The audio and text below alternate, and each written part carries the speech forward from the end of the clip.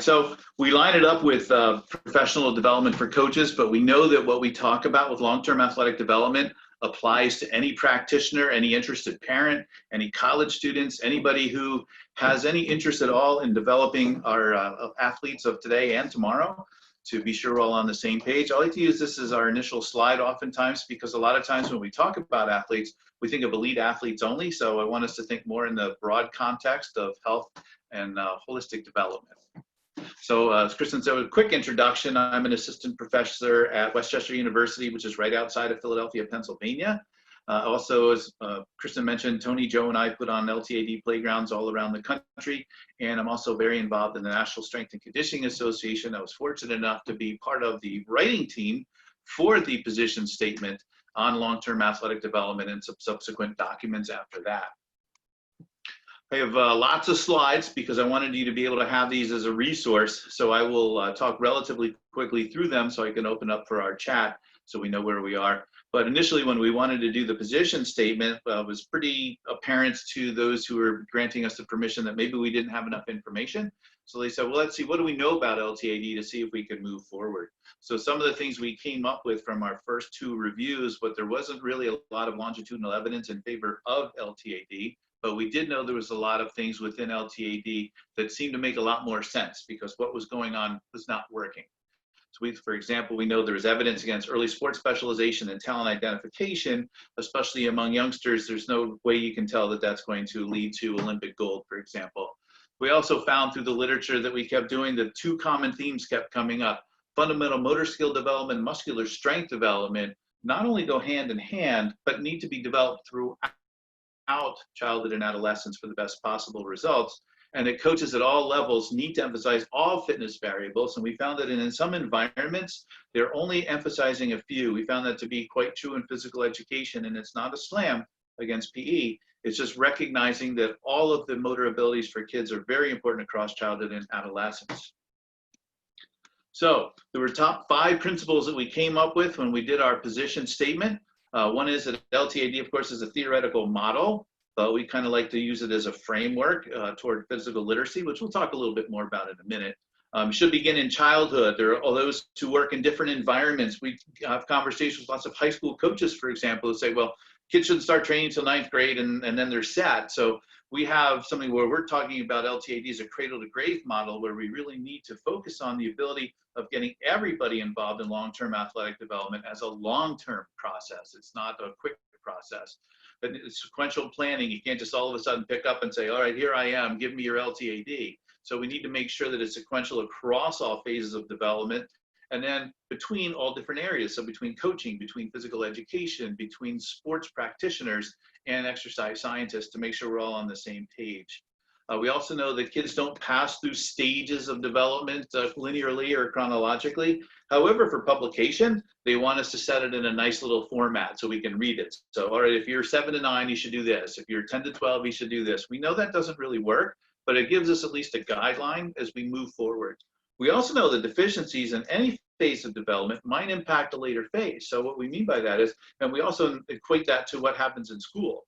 So if you fall behind in English, for example, it's very difficult to catch up. The same thing is true here. If we're not giving you every opportunity to do well and to be at the best of your ability, you're going to have a much harder time catching up. So I'm going to go through each of the 10 pillars that we came up with in our position statement and just a quick point about each. So the first thing is it has to accommodate the highly individualized and nonlinear nature of growth and development of youth.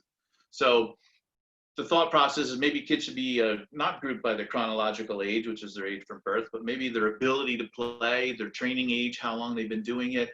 Make sure that you get motor skill competence, physical activity throughout the life course because they are positively related.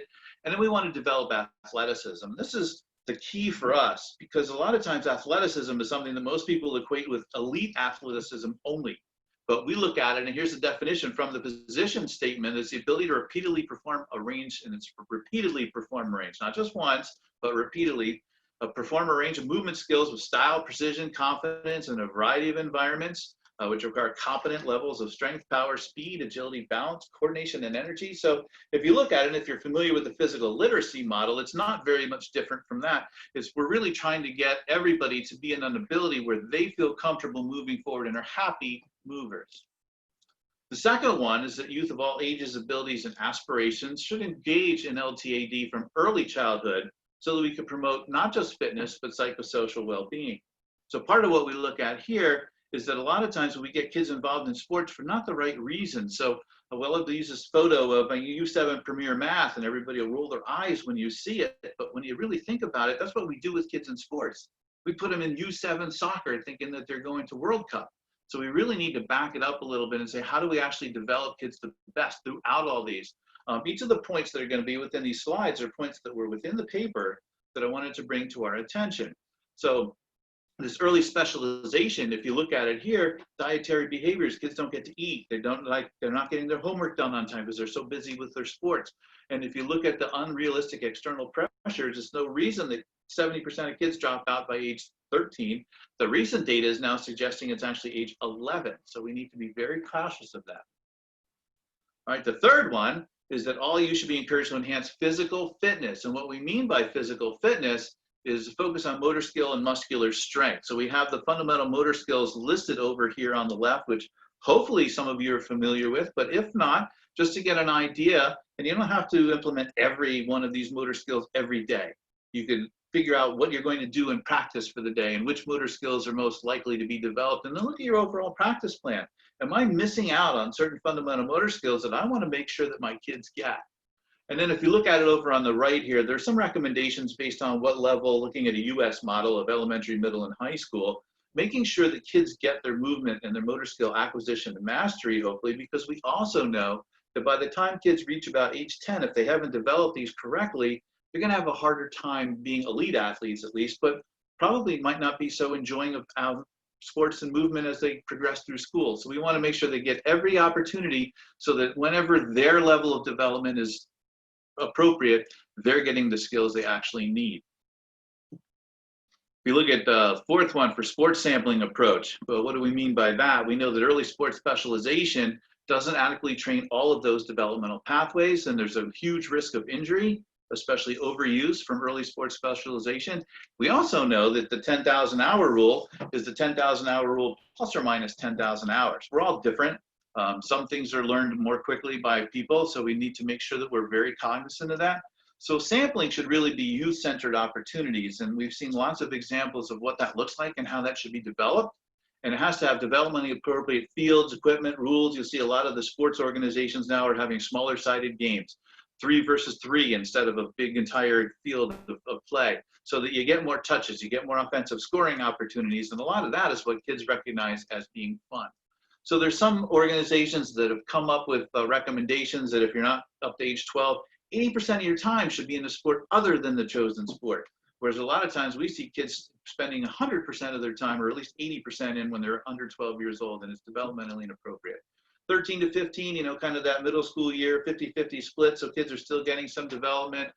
Some of the research recommends then that by the time you're around 16 plus, some models are 15 plus, but you'll know developmentally around that time when kids really start to have that interest, and the interest should be from their perspective. Not all of a sudden the mom or dad said, yeah, you're going to be a tennis superstar, you're only 6, but that's okay. The kids should really make that decision. And you know what? Sometimes the kids do decide that at age 6. However, it's our responsibility as the responsible adults to be sure that they get all of the different motor skill development, have an opportunity to play lots of sports, lots of activities, and also importantly, which we'll come up to too, make sure they get a break. We're not going to get a break though, we're going to keep going. So we're only up to number 5. And I think that this should have been the overriding tenet of all of the 10 different pillars. Health and well-being of the child is the central tenet of LTAD. So we want to make sure that we're thinking of the wellness wheel, not just their physical being, because too often we think about that, and at the same time, their social being or their spiritual being, whatever, is lacking. And if any of the parts of the wellness wheel are flat, the wheel is flat. So we need to make sure we try to maintain that balance. And we're trying to help get kids towards a state of physical literacy. There are lots of definitions of physical literacy, a lot of issues surrounding it, whether it's a construct or whether it's an intervention. So there are lots of ways of looking at it. But basically, if you think of it as a skills, motivation, knowledge, and confidence to be physically active, it's an easy way to look at it, which also goes in with some of the self-determined motivation models to make sure that kids are really doing it for the right reasons and they're buying into it and they're getting intrinsically motivated to participate. The 6th one, you should have targeted training to reduce the risk of injury. So one of the things, make sure they all have their comprehensive physical examination. Make sure that they have an adequate warm-up. Always focus on technique. It's a slow roast. We're not trying to get kids to be on the field experts by Friday. We want to make sure that they get the developmental process that they actually need moving forward. Look at their training age, how long they've been doing the particular activity, their age at peak height velocity, and then also making sure we have adequate rest and recovery. So here's an example from US lacrosse from a couple years ago, what they were looking at, of having a lot of resting time away from their specific sports training at different levels of their progressions. So we want to make sure that they had the opportunity to progress and participate in multiple sports throughout the year and not specialize before 15. So sometimes these models and the instructions that some of the NGBs have come up with help us to inform parents, because a lot of times they just think that somebody has told them something and it must be true. So a lot of times if we can show them the factual and scientific information that supports what we're trying to have for kids to have a much better developmental continuum of care and interest throughout their course when they're playing sports and throughout all their childhood and adolescence, they'll be much better for it at the end of the day. The seventh one should have a range of training modes to enhance both health and skills related components of fitness. Kids don't always get these in school. They don't get them in phys ed. They don't always get them in sports practice. So we need to be very cognizant and aware of putting these into place to make sure that kids are getting each of these developmental appropriate models. And if you look at the composite youth development model on the right, it has all of those in the physical development, and it shows us that they're trainable across childhood and adolescence. So we don't want to pick a particular period of time and say, this is the only time I'm going to work on speed because I know that's when I can maximize it. Make sure the kids are developing all the way across childhood and adolescence to make sure that they get the best health and skills related fitness they could possibly get, which in combination with their motor skill and their strength development helps them to be the best athlete that they can be. We refer to athlete as anybody with a body, so we want to make sure that they have the ability to be the best person they can be as they move throughout the physical literacy life course. The eighth one, relevant monitoring and assessment tools. There are a lot of these that are available out there. Your vertical jump is probably not the best one to be looking at, but that used to be the gold standard. And so, well, this kid's an athlete. Look at the vertical jump in 7th grade. They're getting verbal commitments to college. Well, what happens if they're that early mature and that's the best their vertical jump ever is? So we look at the project play framework, for example. So if you're thinking about it as a coach or a practitioner, here's something you can look at. Are kids getting a say in the program? Is free play part of what they get? Are there small different ideas, like we said before, like the small-sided games, for example? Are coaches part of a good coaching development program? Do they get coaching education that's mandatory for them to make sure they're giving kids the best possible opportunity? The one on the right ties back into physical literacy, and it's the Shape America and physical education standards that we want to make sure that all the kids get. All right, the ninth one, working with youth should progress and individualize their training programs. So it's not always the same program. So we want to make sure that they periodize, that they provide physical literacy. These are actually from the USOPC's American Development Model, which the stages are shown on the right, but these are some of the coaching priorities that they've actually listed for our athletes. So these are good for us to look at to be able to figure out, make sure we're giving kids the best opportunity that they can get.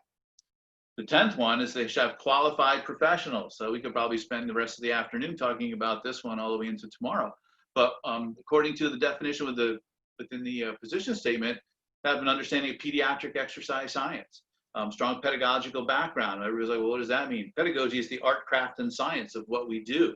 So can we be responsive? Are we intuitive? Do we know what that looks like? Can we actually craft the teaching and coaching skills model? And then do we actually understand the science as well? So there's different components to it we need to be aware of to make sure that we have kids on the right track. Okay, so we have some resources available. Kristen mentioned earlier that we have our LTAD chats, and so I have up here on the right Joe's page where all these are housed at ironperformance.org. The NSCA has lots of resources too. So we have the link to the position statement. There's a page on the NSCA homepage that you can look up things. Also, we have a long-term athletic development special interest group that has a pretty large membership, and we have great conversations talking about that as